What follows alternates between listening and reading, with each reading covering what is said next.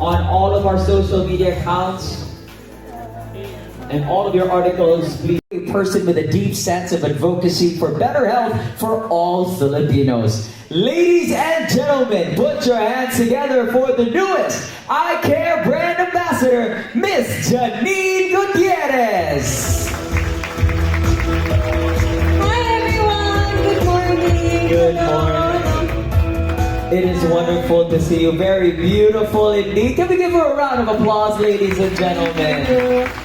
I mean, we have questions later on, Janine, for Okay. you. But for now, how does it feel to just be here on stage and be officially announced and introduced as iCare's newest brand ambassador? I'm so happy and so grateful. Una sa lahat, good morning. I'm Janine. So nice to meet you and so nice to see you this Friday morning. So maraming salamat for being here, and I'm so grateful also to the iCare family because I really feel like I found the best partner for me and my family's health. So excited to talk more about it today. Thank you po. For sure. And we're